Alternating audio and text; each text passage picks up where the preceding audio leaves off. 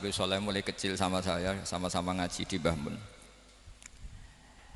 Orientasi terbaik saking sunnah nabawiyah gini ku keberlangsungan. Terus kula sering belajar tentang kitab-kitab samawi, kitab-kitab sing diriwayataken beberapa ulama ahli kitab sing pun disaken kalian ashabu Rasulillah sallallahu alaihi wasallam. Niku riyen Nabi Ibrahim niku pertama dadi Khalilur Rahman, kekasih Allah Khalilur Rahman. Niku mergi piyambake nu tersiksa protes. Terus kadang tiang saya ini kudu protes. Tapi protes bukan kita demo. Protes itu tidak harus demo, protes. Ya Allah, dunia ini tidak fair. Engkau yang Tuhan, engkau zat yang begitu penting, engkau zat yang menciptakan langit dan bumi, engkau zat yang memberi rizki, yang bikin air, bikin oksigen, semua kebutuhan manusia, kemudian mereka tidak kenal engkau. Ini tidak fair. Jadi beliau itu tiap malam itu ngumpat, ini enggak fair dunia ini. Engkau yang begitu penting pencipta langit bumi, engkau begitu penting yang menciptakan air, menciptakan kebutuhan manusia, kemudian mereka tidak kenal engkau, ini enggak fair. Ini enggak benar. Jadi sering marah gitu. Karena sampean enggak bisa bayangkan kan apapun hebatnya presiden atau menteri atau rektor atau kiai terus nang desa enggak dikenali statusnya diundang lek apa ning dilek itu gak keren blas. Karena ya sama kan, misalnya Habib Soleh Alatos muridnya Said Umar punya Mbah Mun terus nang desa diundang pening dilek itu kan gak keren blas. Awal dari keren tetap dikenal. Nah kemudian orang itu tidak kenal Allah. Makanya terus beliau sujud berkali-kali, ya Allah, sama siapa munajatnya beliau. Innahu la yahzununi alla ara ahadan fil ardi ya'buduka ghairi. Jadi cara Kiai Sarang namanya innahu sak temene kelakuan la yahzunu, yektene nyusano ni ing ingsun, nyusano banget karena pakai lam taukid. Innahu sak temene kelakuan la yahzunu, yektene nyusano banget ni ing ingsun. Apa sing nyusano an? Apa sedene kelakuan la ora ningali ingsun fil ardi ing dalam bumi. Ahad dan ing wong suwiji ya'budu kang nyembah sapa ahad ka ing panjenengan ghairi saliyane ingsun. Ya Allah, sungguh saya sangat susah. Karena engkau zat yang begitu penting, kemudian yang tahu kalau engkau Tuhan itu hanya saya. Sampean ngenes gak misalnya ada orang melihat saya itu Umar Hafid kemudian tidak tahu kalau beliau orang alim. Sampean sebagai muridnya ngenes gak? Ngenes kan? Ada orang memperlakukan Mbah Mun tidak tahu kalau beliau seorang alim alama. Kita sebagai santrinya ngenes gak? Ngenes. Lah ini Allah yang Tuhan, kemudian orang tidak ada yang memperlakukan dia sebagai Tuhan, bahkan nyebut saja tidak mau. Itu ketersiksaannya Nabi Ibrahim. Kalau kita kan tersiksa mergo ora duwe, ora payu rabi, terus sing wis payu rabi ora iso wayo, ya gitu. Macam-macam kesulitan. Itu jadi apa jadi wali itu sudah berat karena orientasinya agak tentang Allah tapi tentang diri sendiri. Ana sing susah proposal ragu ya Mas Agam. Macam-macam. Artinya Nabi Ibrahim itu orang yang benar-benar Khalil Rahman. Beliau tersiksa ini karena dunia dianggap gak fair. Masa Allah zat yang begitu penting kemudian mereka enggak tahu. Maka awal dari nubuah itu apa? Menaukan al-i'lan, mempermaklumatkan Allah di alam raya ini. Makanya enggak ada nabi kecuali memaklumatkan diri. Saya dulu awal-awal Habib Soleh mau nyai saya bilang orang alim itu harus ngaku kalau alim. Habib juga harus ngaku kalau Habib. Yang orang miskin tidak usah ngaku sudah konangan. Wong elek ora usah ngaku wis ketora elek. Sudah. Karena agama ini pertama yang menolong itu memaklumatkan. Sehingga pertama Nabi jadi Nabi dari Gua Hira, pertama apa? Cara saiki nggih kira-kira memaklumatkan. Tapi reso dibahasakno jumpa pers. Tapi yang jelas pertama yang dilakukan Nabi setelah di Gua Hira apa? Memaklumatkan diri kalau beliau adalah Nabi. Sehingga dikumpulkan semua terus beliau memaklumatkan diri kalau saya ini Nabi. Karena enggak ada artinya Allah kalau tidak dimaklumatkan. Makanya di Quran itu kalau menyebut Allah atau menyebut kebenaran selalu dimulai dengan kata fa'lam, harus dingertikan. Kita ngerti kemudian mengertikan ke orang lain. Makanya saya sering dulu bilang ke Habib Soleh, enggak boleh orang soleh menyembunyikan diri. Karena nanti kalau orang-orang soleh menyembunyikan diri, sing zuhara ala wajhil ardi adalah sesuatu yang enggak benar. Coba misalnya gini, orang bisa terhibur lewat dangdutan, terhibur lewat maksiat. Sementara orang enggak bisa terhibur lewat tolak al-badru alaina. asyraqal qaunub dihaja dan sebagainya. Maka orang-orang soleh adalah orang yang bisa memaklumatkan Allah, memaklumatkan Rasulullah, memaklumatkan Quran, dan supaya itu diterima. Karena awal dari orang terima itu tahu dulu. Nah ini tahu saja enggak. Makanya Nabi Ibrahim susah, ya Allah, engkau zat yang begitu penting kemudian tidak diketahui. Ini apa-apaan, enggak fair. Akhirnya Nabi Ibrahim diangkat sebagai Khalil Rahman untuk menaukan atau untuk memaklumatkan Allah Subhanahu wa ta'ala. Nah sebelum itu beliau dihibur, diterbangkan ke langit, ke alam malakut. Kamu susah ya, kenapa susah? Karena zat sementing engkau kemudian tidak ada yang menyembah. Terus dijak ke alam malakut, ditunjukkan sekian juta malaikat, sekian ribu malaikat, semuanya membaca tasbih takbir. Ibrahim senang. Oh ternyata sing seneng jenengan banyak. Loh, coba kalau kita punya kiai kayak Mbah Mun, semakin yang seneng banyak kan semakin kita senang. Kalau nggak ada yang tahu kan kita tersiksa. Makanya ini penting sekali. Jadi pertama agama ini seperti ini itu barokahnya dingertikan, dimaklumatkan. Saya ini orang yang humul itu menutup diri betul, kecuali bab ngaji. Saya kalau ngaji terbuka, sampai saya tidak tahu apa ada yang streaming apa direkam, saya tidak tahu. Pokoknya saya satu-satunya saya mau terbuka itu pas ngaji. Dan saya pede karena dulu ngaji saya benar. Saya tanya Mas Akom, sebetulnya kalau sampean mau mulang terbuka bagus. Potensinya dua, konangan alimnya atau konangan ya resiko terbuka kan itu tok, konangan alimnya. Nah daripada potensi yang kedua terus nggak mau ngajar ya humul, syarat wali ku humul. Oh, humul itu nggak menampakkan memangnya mau menampakkan apa kalau nggak bisa apa-apa kan. Jadi saya tidak tahu itu humul apa bagian dari pengamanan diri. Apa Mas? Apa? Aim. Jaga iman. Jadi Nabi itu pertama yang dilakukan apa? Memaklumatkan kalau Allah itu Tuhan. Jadi ciri utama orang soleh itu kalau kebenaran tidak mendominasi bumi ini. Jadi ciri utama orang soleh itu seperti itu. Makanya kenapa saya milih manhaj. Tentu Habib Soleh Anda harus niru saya karena antar orang alim tidak boleh saling mengikuti. Tapi juga seterusnya nggak boleh saling ganggu.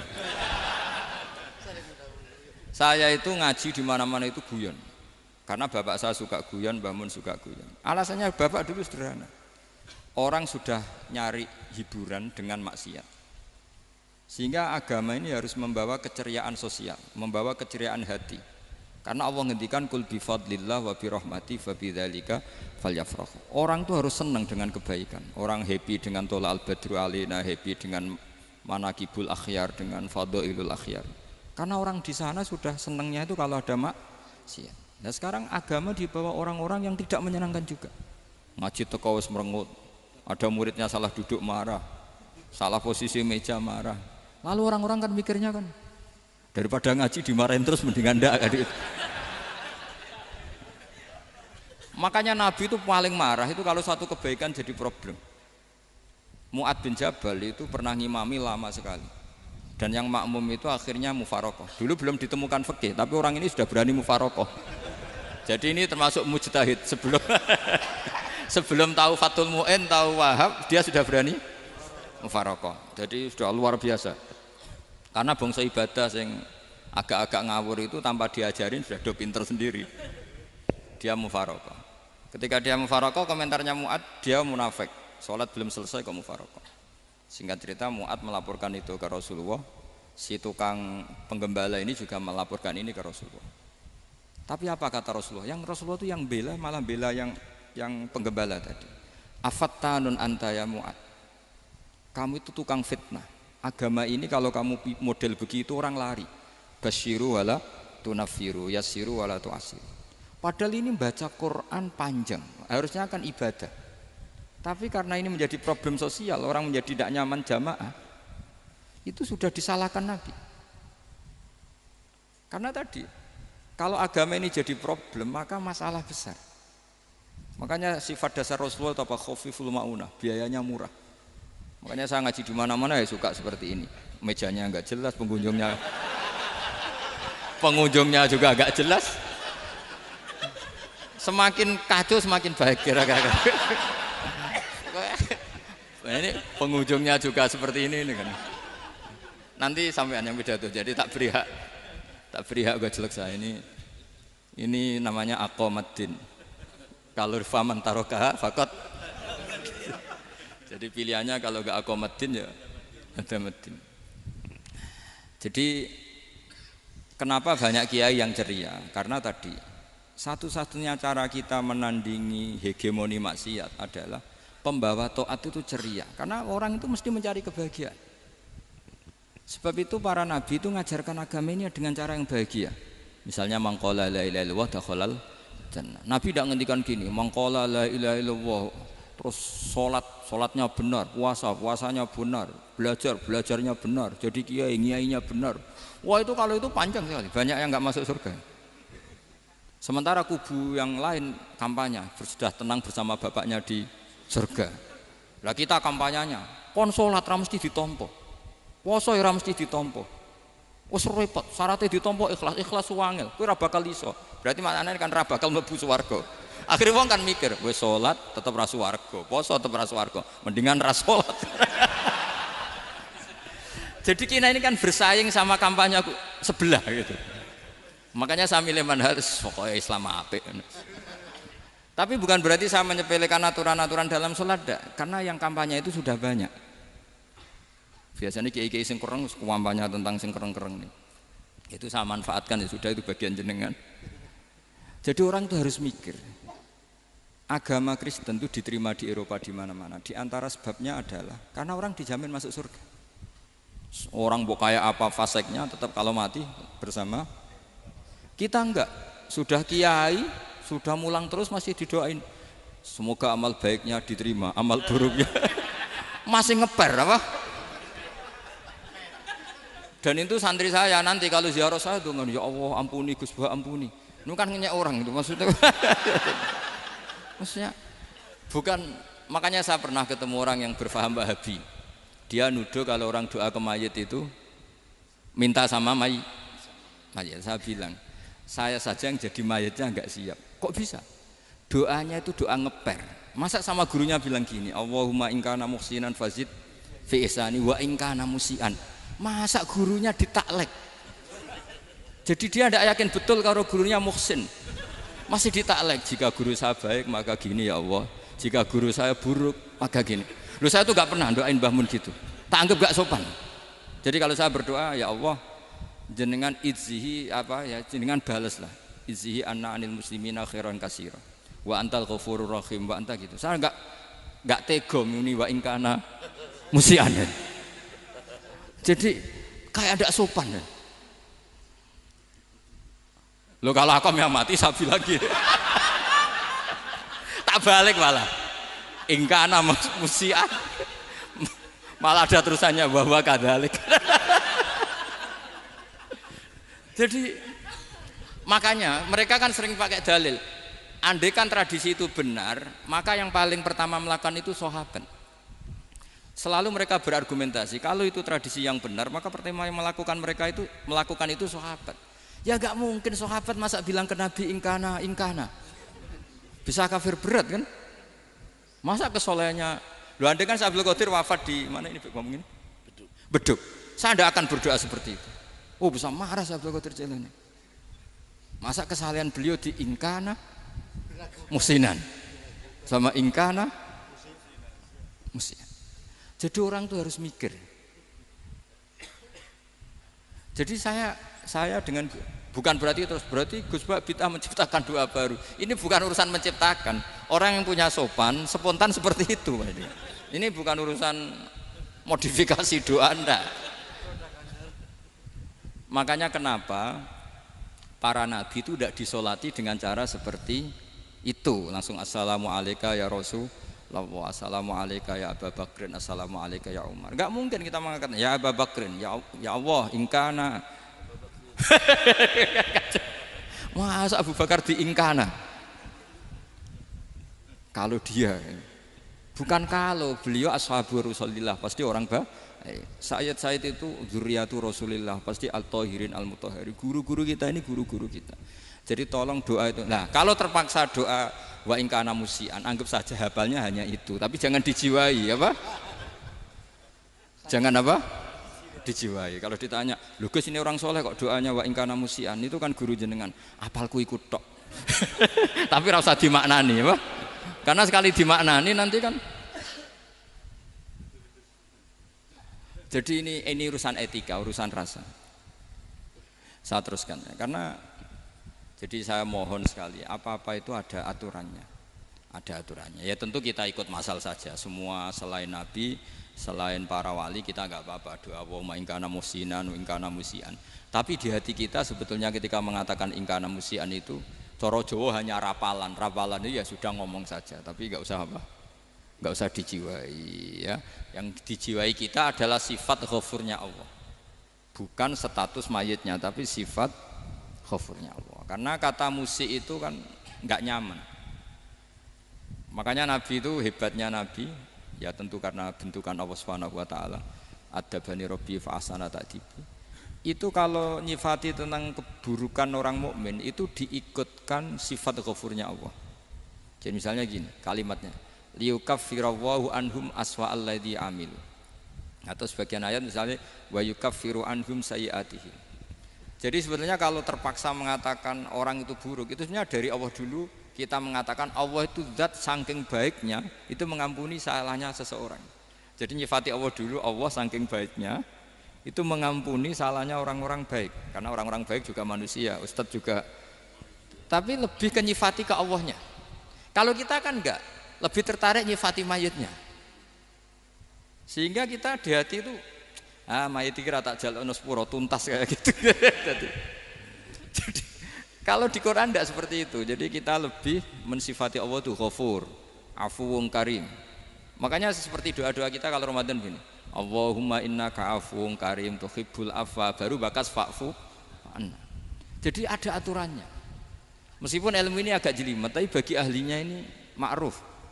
Kalau sampean enggak paham berarti enggak ahlinya. Jadi ilmu ini agak jelimet, tapi ma'ruf. Nah, sehingga Rasulullah kalau kita meyakini syafaatu Rasulullah SAW itu cara berpikir harus kita balik. Misalnya begini, wong Islam nakale ngono, penggaweane maksiat kok disyafaati Kanjeng Nabi kurang penggawean. Caranya berpikir jangan gitu. Kalau gitu kowe mari mangkel, wong nakale ngono kok untuk syafaati Kanjeng. Tapi cara berpikir gini, syafaatu Rasulullah itu wasiah, luas sekali. Syafaatu Rasulullah ghairu munhasirah, tidak terbatas. Syafaatu Rasulullah itu lebih sakti ketimbang dosanya umatnya. Semua ulama dulu kalau nyifati Allah juga gitu. Allahumma misalnya maghfiratuka awsa'u min dzunubina. Ya, yang misalnya yang pakai mutakalim ya Allahumma maghfiratuka awsa'u min dzunubi wa rahmatuka arja inti min amali. Jadi jangan kitanya dulu. Kalau kitanya dulu kan nyifati kita dosa banyak. Itu sama ndak usah ngaku sudah tahu semua. Tapi nyifati pertamanya apa? Allahumma maghfiratuka awsa'u min dzunubi wa rahmatuka arja inti min amali. Sehingga dari nyifati maghfiratullah yang wasiah, yang tidak terbatas, kemudian kita sah mengatakan bahwa ahlul maksiat pun mungkin atau berhak dapat ampunan. Sama, syafaatu Rasulillah itu ghairu munhasirah, syafaatu Rasulillah itu wasiah. Sehingga sahlah riwayat syafaati li ahlil kabair min ummah. Itu bukan menyangkut melegalkan kabirah, bukan menyangkut mengesahkan orang Islam dosa besar, karena nanti dapat syafaatnya Rasul. Cara berpikir jangan gitu. Nanti kamu mentasjek, memberanikan orang melakukan maksiat berdasar iktimat syafaati Rasulillah. Itu jangan gitu cara berpikir, dibalik apa? Syafaatu Rasulullah awsa'u wa awsa'u. Sangat luas. Sehingga saking luasnya sampai yang tukang maksiat saja kebagian. Sama, rahmatnya Allah Ta'ala itu wasiah. Rizkinya Allah ya wasik, sampai wong nganggur ya iso mangan ngono. Lah begitu juga rahmati Allah Taala itu wasiah, sampai wong sing sumpek utange akeh ya iso guyu ngono.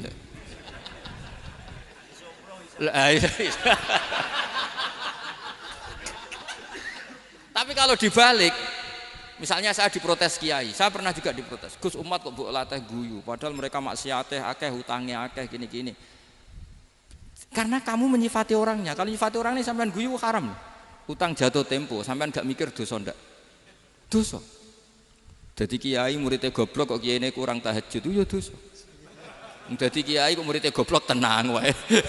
Sementing untuk sowanan iku amatir ya kene.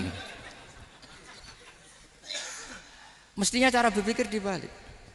Rahmatullah wasi'ah, rizquhu ya wasi', fadluhu wasi'. Sampai wong sumpek wae iso guyu. Sehingga kita ini sudah objek. Loh, kita ini tidak subjek, di alam raya ini kita tidak subjek tapi apa? Objek. Makanya saya berkali-kali mengatakan, mbok kayak apa sumpeknya kita, tetap wong iso guyu. Karena apa? Allah mensifati dirinya wa annahu wa adhaka wa abka. Allah itu adhaka, zat yang memberi orang iso guyu. Wa abka lan zat sing maringi wong iso nangis. Karena sifatnya Allah Ta'ala pasti nafidah, sifatnya Allah Ta'ala pasti terjadi. Dan kita objek. Makanya wong sumpek utange akeh, bojo ora percaya, tangga ora percaya, nak guyu banter-banter. Karena Allah ku adhaka, zat sing maringi guyu. Wa abka, sudah presiden, sudah gubernur, sudah menteri. Nak Allah kepengin nangis no yo nangis. Coba ngeluhnya apa kalau misalnya jenengan seorang mantan presiden atau mantan gubernur. Kadang anaknya calonan RT mbok menang bondak. Ngeluhnya apa orang alim misalnya, alim alama, anaknya mau jadi jurumiyah ra iso. Susah. Kaya raya anaknya jadi pasien susah. Allah punya cara untuk abega, untuk bikin orang nangis. Nah karena kita ini objek, pasti sesupek apapun orang yang bisa tertawa ya bisa nangis. Makanya banyak ulama yang enggak terlalu serius mikir agama ini, bukan karena dablek enggak, karena Allah mensifati dirinya Al-Hadi yang memberi petunjuk. Kita enggak ditunggoni Kanjeng Nabi, enggak ditunggoni Wali Songo, enggak ditunggoni para Alawin yang dulu, enggak ditunggoni Habib-Habib yang kayak Said Abdul Al-Haddad. Tapi karena Allah itu Al-Hadi yang memberi petunjuk, dan sifatnya Allah Ta'ala la budda wa ayat takuna nafidah. Sifatnya Allah pasti nafidah. Amerika kayak apa liberalnya, sekarang trennya juga banyak yang masuk Islam. Kampung-kampung pedalaman nggak ada kiainya, cukup mudin. Kadang membawa agama itu orang yang ke situ mau nyari kayu.